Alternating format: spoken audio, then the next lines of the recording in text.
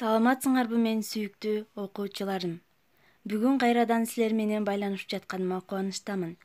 Силердин ар бир сабакка көңүл коюп, окуп, тапшырмаларыңарды аткарып, ата-энелериңердин тилин угуп, аларга жардам берип, жакшы уул, жакшы кыз болуп тарбияланып жатканыңарга ишенем.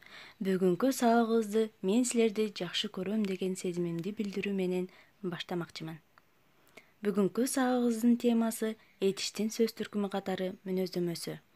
Сабагыбыздын максаты этиштин сөз түркүмү катары мүнөздөмөсүн билебиз, этиш сөздөрдү таба алабыз, тартиптүү адептүү болууга аракет жасайбыз.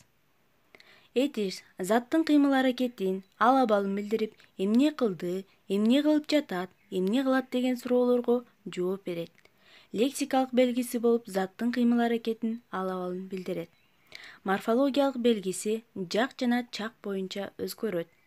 Синтакстик кызматы сүйлөм ичинде баяндооштук, бышык тууштук милдет аткарат. Менен сан жана чак боюнча ээрчишет. Мисалы, эмгекти сүйгөндү эл сүйөт. Эл эмне кылат? Сүйөт. Бул жерден баяндооч болду.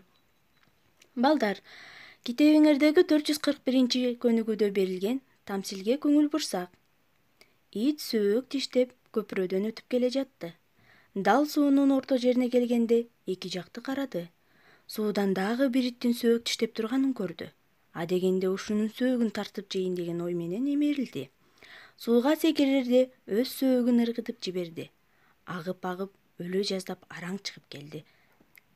Мына бул жердеги тамсилден этиш сөздөрдү тапканга аракет жасайлы.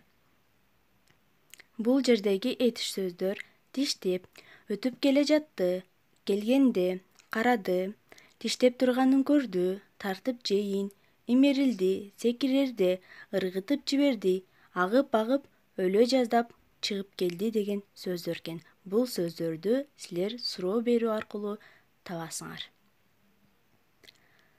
Балдар, көңүл бургула, үйгө тапшырма 440 жана 442 көнүгүүлөр. 442 көнүгүүдө берилген сүйлөмдөрдү көчүрүп жазып, этиш сөздөрдүн астын сызабыз. Ал эми 442 көнүгүүдөгү сөздөргө сүйлөм түзөбүз. Кийинки сабакка чейин саламатта калгыла.